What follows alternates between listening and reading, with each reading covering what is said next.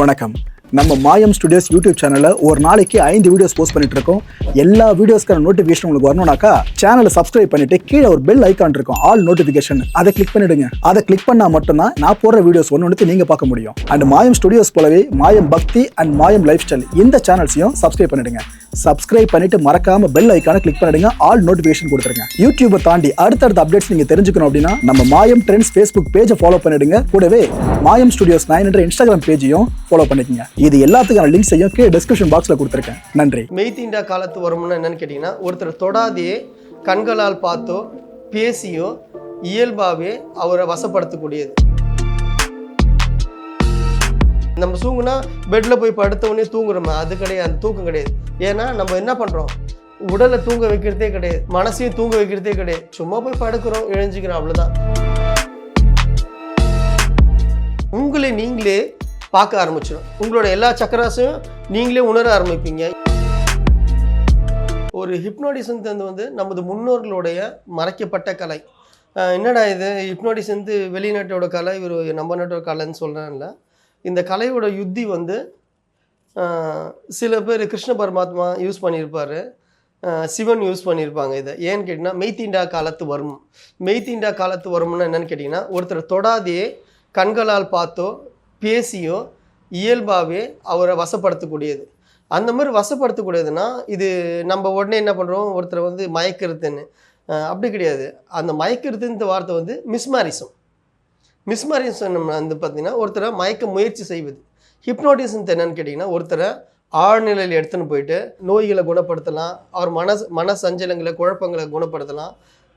நீங்கள் இன்னொரு விஷயமா கேட்டிருப்பீங்க, சித்தர்கள் முனிவர்லாம் பல 1000 வருஷமாக தவம் இருப்பான்னுவாங்க.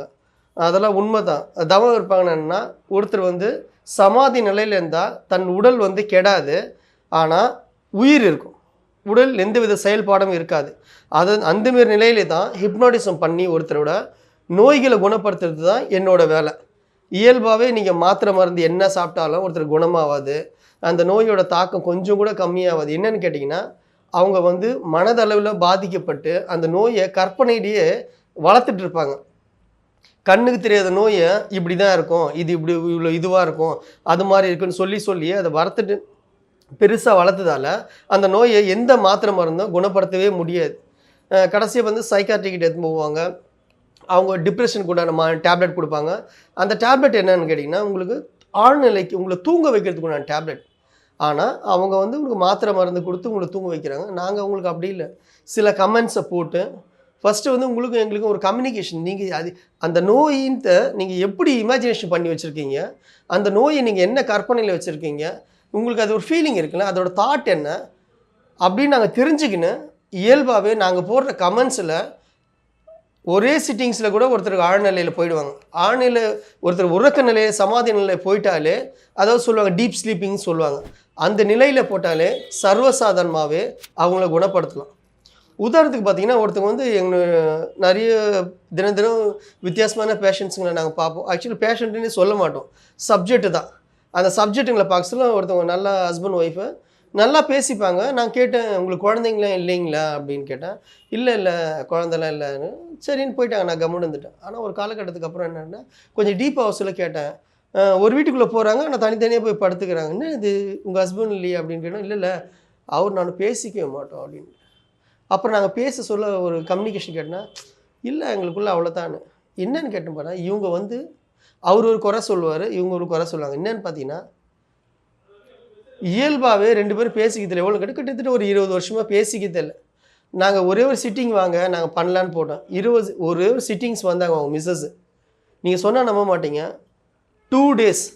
இப்போ இன்னைக்கு ஒரு ஆஃப்டர்நூன் ஒரு 11 o'clock போடுறோன்னா, இதேமாதிரி 2 days ஆக்சுவலி 48 hours தூங்கி எழுஞ்சிட்டு அவங்க அதே டைமில் கரெக்டாக எழுஞ்சிட்டு அவங்க வேலையை பார்க்க போயிட்டாங்க.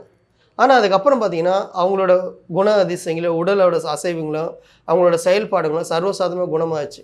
என்னன்னு கேட்டிங்கன்னா, ஒருத்தர் வந்து சரியான உறக்கத்தை சரியாக உறங்க இல்லைன்னா இந்த பிரச்சனைகள் எல்லாம் வர ஆரம்பிக்கும். சரியாக தூக்குறதே கிடையாது. ஆழ்நிலை நம்ம தூங்குனா பெட்டில் போய் படுத்த உடனே தூங்குறோமே, அது கிடையாது, அந்த தூக்கம் கிடையாது. ஏன்னா நம்ம என்ன பண்ணுறோம், உடலை தூங்க வைக்கிறதே கிடையாது, மனசையும் தூங்க வைக்கிறதே கிடையாது. சும்மா போய் படுக்கிறோம், எழுஞ்சிக்கிறோம், அவ்வளோதான், இருட்டாகுதுன்னு. நம்ம தூங்குனா உங்களை தூக்கின்னு போனால் கூட உங்களுக்கு தெரியக்கூடாது. உங்கள் உடல் எப்படி இருக்கு? அசதி நிலையில் இருக்கு. நீங்கள் சொல்லுவீங்களே சில பேர் கொரட்டவே விடுறாங்கன்னு, அதெல்லாம் அசதி நிலை. அந்த நிலையில் போக சொல்ல உங்கள் உடலை வந்து சமாதி நிலை ஆயிடுச்சுன்னா சர்வசாதமாக உங்கள் உடலில் இருக்கிற எல்லா பிரச்சனைகளும் சரிப்படுத்தும். அதே மாதிரி தான் ஆட்டோ ரைட்டிங், மைண்ட் ரீடிங்லாம் சர்வசாதனமாகவே. இந்த இது ஹிப்னாட்டிசம் முன்னேந்து. மிஸ்மரிசம் பார்த்தீங்கன்னா முழுக்க முயற்சி செய்வது. அதாவது அது கொஞ்சம் மிஸ் ஆகினாலும் ஆகும், உங்களுக்கு வந்து கை கொடுக்காதே போகலாம். ஆனால் ஹிப்னாட்டிசம் அப்படி போகவே போகாது. 100% பயிற்சி எடுக்கலாம். சார் இது பயிற்சி எடுக்க சொல்ல எங்களுக்கு வந்து ரொம்ப தவங்களும் பயங்கரமாக கஷ்டப்படணும் அப்படின்லாம் கிடையாது. நீங்கள் தினம் நான் சொல்கிற விஷயத்த நைட்டு தூங்க சொல்ல செய்துட்டு போனாலே போதும். இதுக்கு எந்த வித கட்டுப்பாடும் கிடையாது. நீங்கள் நான்வெஜ் சாப்பிட்ணும் அப்படி இப்படி எதுவுமே கிடையாது. என்ன ஒன்றா செய்யுங்க. நான் சொல்கிறத தூங்குறதுக்கு முன்னாடி ஒரு கொஞ்சம் நேரம் பயிற்சி செய்துட்டு படுத்தாலே ஆட்டோமேட்டிக்காக நீங்கள் காலையில் எழுஞ்சிக்கிறீங்க பார்த்தீங்களா, அது வரைக்கும் நீங்கள் அந்த பயிற்சி செய்து முடிச்சோடனே அதுவே ஆழ்நிலைக்கு எடுத்துன்னு போயிடும். நீங்கள் அதுக்கப்புறம் நடுவில் என்ன நடந்ததுன்னே தெரியாது. உங்கள் உடலில் பாசிட்டிவ் எனர்ஜி அதிகமாக வர ஆரம்பிச்சிடும். மேக்னெட்டிக் பவர் இயல்பாகவே உங்களை உங்களை பிடிக்க ஆரம்பிச்சிடும். எதுக்குன்னே தெரியாது உங்களுக்கு. உதாரணத்துக்கு நீங்கள் பார்த்துருப்பீங்க, செம்ம அழகாக இருப்பாங்க, அவங்கள நிறைய பேர் திட்டின்னு இருப்பாங்க, சாதாரணமாக இருப்பாங்க, அவங்கள எல்லாருமே பிடிக்க ஆரம்பிக்கும். என்னென்னு கேட்டால் ஈர்ப்புத்தன்மை சராசரியாக திட்டுறவங்களே கூட நிறைய பேருக்கு பிடிக்கும். இப்போ நீங்கள் சொல்லிடுவாங்க, என்ன கேள்விப்பட்டிருப்பீங்க, கோவப்படுறவங்கிட்ட தான் நல்ல குணம் இருக்குன்னுவாங்க. அப்போ அன்பாக பேசுகிறவங்கிட்ட குணம் இருக்காதா? எல்லாருக்கிட்டையும் இருக்கும். அந்த வசீகரிக்கும். ஒருத்தவங்களை நம்மளுக்கு பிடிச்சு போச்சுன்னா அவங்க என்ன செய்தாலும் நம்ம ஏற்றுக்கும். அதுதான் ஹிப்னாட்டிசம். தினமும் இதை முன்னோர்கள்லாம் வந்து இதை நம்ம பயிற்சி பண்ணதால் தான் அவங்கள நம்ம இன்னும் நேசிக்கிறோம். அது ஆனால் எல்லாரையும் நேசிக்கிறோம்னு கேட்டால் கிடையாது. நீங்கள் உங்களை உணரக்கூடிய ஒரே கலை என்னன்னு கேட்டிங்கன்னா ஹிப்னாட்டிசம் தான். நீங்கள் அதை பயிற்சி செய்தால் 100% உங்களை பற்றி நீங்கள் ரிசர்ச் பண்ண ஆரம்பிச்சிடுவீங்க. உங்களோட சூட்சும உடல், அதாவது இன்னர் சோல்னு சொல்லுவாங்க. அதாவது நீங்கள் ஆராஸு சக்கராஸ்லாம் கேள்விப்பட்டிருப்பீங்க, ஆனால் பார்த்தே இருக்க மாட்டீங்க.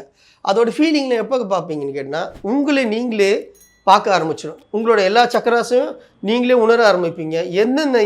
எது ஆக்டிவிட்டீஸ் பண்ணணும், இப்போது எல்லாமே எல்லா சமயத்தில் செயல்பாடு இருந்தால் உங்கள் உடம்போட என்ன ஆகும், சோர்வு வர ஆரம்பிச்சிடும்.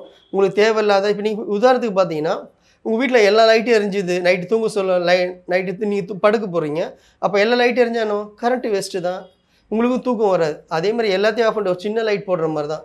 உங்களுக்கு என்ன தேவையோ உங்கள் உடல் அதை ஏற்றுக்கும். நீங்கள் அதை இயல்பாக பயிற்சி பண்ணலாம். சில பேர் 1 hour நல்லா டீப் ஸ்லீப்பிங் போகிறவங்க 2 hours போவாங்க, 10 hours கூட போவாங்க. நான் சொன்ன மாதிரி 48 hours போயிடுவாங்க. ஒருத்தர் விழித்து எழுந்திருப்பது தான் தூக்கம், உறங்கி எழுந்துக்காத நிலை தான் மரண நிலை. ஆனால் இந்த ரெண்டுத்துக்கு செமி நிலையில தான் நம்ம போடுவோம்.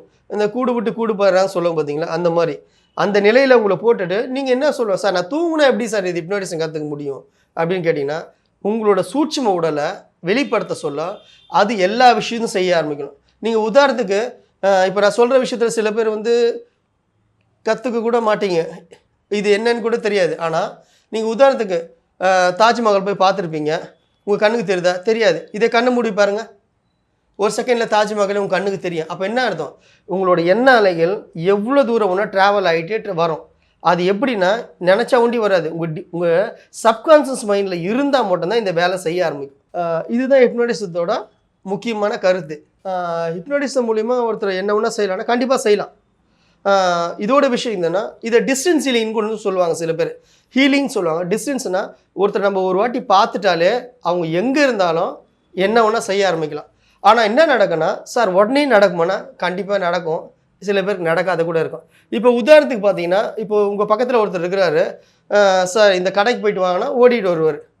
இதே வீட்டுக்குள்ளே இருக்கிறாரு, அவர் நீங்கள் ஏதோ ஒரு பாட்டு கேட்டுக்கிறாரு, ஏதோ ஒரு டிவி பார்த்துட்டு இருக்கிறாரு, அவர் நீங்கள் கூப்பிட்டா அவர் கேட்கல, அவர் என்ன பண்ணுவார், ஒன்றுமே செய்ய மாட்டார். நீங்கள் கதவை தட்டி அவரை கூப்பிட்டு போயிட்டு வானா போவார். அதே ஒருத்தர் வெளியூரில் இருக்காரு, அவரை போய் நீங்கள் கூப்பிடுறீங்கன்னா எப்படி கேட்கும், கம்யூனிகேஷன் இருந்தால் தான் கேட்கும். இப்போ இதுக்கு உதாரணத்துக்கு ஃபோனு, இது டவர் எடுக்கலாம், என்ன பண்ணுவீங்க? அந்த மாதிரி உங்களுக்கு கம்யூனிகேஷன் நீங்கள் நல்லா ட்ரைனிங் பண்ணிங்கன்னா அவங்கள எப்போ ஈஸியாக நீங்கள் கனெக்ட் பண்ணலான்னா, அவங்க நீங்கள் பார்த்துருப்பீங்க, அவங்க எந்த சமயத்தில் சைலண்ட்டாக இருப்பாங்க, தூங்க சொல்ல தான். அந்தமாரி தூங்க சொல்ல போட்டிங்கன்னா கனவுகள் மூலிமா அவங்கள ஈஸியாக கம்யூனிகேஷன் பண்ணலாம். இதே அவங்கக்கிட்ட சொல்லிவிட்டு நீ இந்த டைம் பண்ணு, நான் அந்த டைம் பண்ணலன்னா ஈஸியாக உங்களுக்கு கம்யூனிகேஷன் ஆரம்பிக்கும். சர்வசாதாரணமாக பண்ணலாம், எந்தவித பக்க விளைவுகளும் கிடையாது, நேரங்காலமும் தேவை கிடையாது. இந்த விஷயத்தை வந்து கனெக்ஷன் பண்ணணும். அவங்க 100% செமியாக எந்தவித எண்ண அலைகளும் இல்லாத சர்வசாதாரணமாக இருந்தாங்கன்னா சர்வசாதாரணமாக கனெக்ட் ஆகிடும். இல்லை அவங்க ஒரு வேலையில் அவங்க உங்களோட ஒரு முக்கியமான விஷயத்தில் இருந்தாங்கன்னா கண்டிப்பாக லேட்டு பிக்கப் ஆகும். ஆனால் இதை உங்களுக்கு ஐடென்டிஃபிகேஷன் பண்ணுவாங்க. ஒரு 2 மாதத்துக்கு முன்னாடி நான் ஃபோன் பண்ணேன்னு நினச்சப்பா, நீங்கள் உதாரணத்துக்கு எந்த நைட்டு எந்த நைட்லையான்னு கேட்டிங்கன்னா ஆமாப்பா நைட்டு தான் சொல்லுவாங்க, பகலுன்னு சொல்லுவாங்க.